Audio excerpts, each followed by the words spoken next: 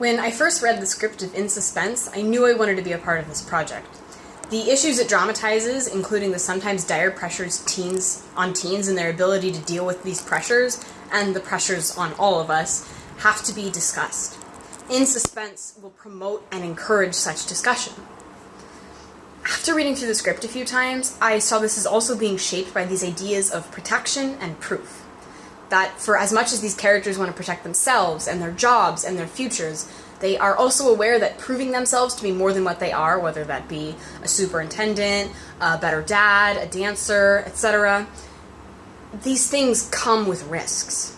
And sometimes their efforts in taking those risks may even harm others, such as the case of Miss Boulay, whose warpath to be the superintendent mows over so many other people on the way.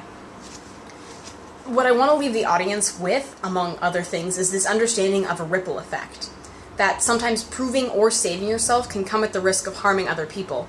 And oftentimes we are unaware of the damage we've done to others until it's too late. Sometimes this damage even comes back to haunt us when we get caught far up enough in it. I'd also like to look at the play in terms of, well, suspense. Waiting for a ball to be dropped.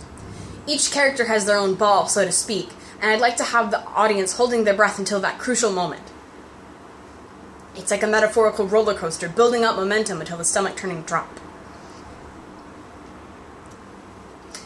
Basically, I approach this by having things heat up during the scenes. The closer characters get to their ball drop moment, the more heated, intense scenes become until all of that tension is released in a final whoosh. From that point on, the characters' arc pivots, and they're left dealing with the consequences and aftermath of their actions. The way they deal with it reveals who they truly are and forces them to confront the reality that they may not be as well adjusted and under control as they had always believed themselves to be. These ball drop moments pull away the curtain, and self-generated illusions crumble under the weight of their own personal truths.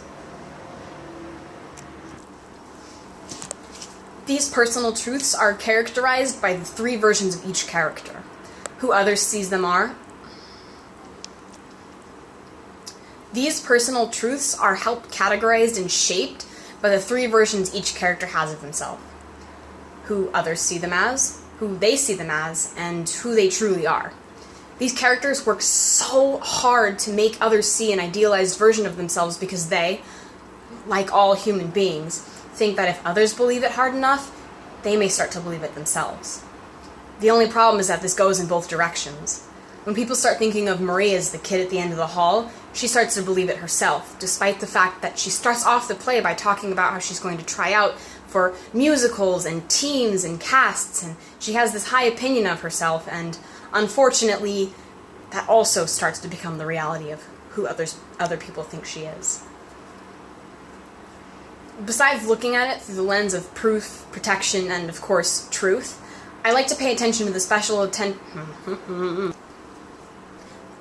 Besides looking at it through the lens of proof, protection, and of course, overall truth, I like to pay special attention to the points raised by Jack and the lawyer near the end.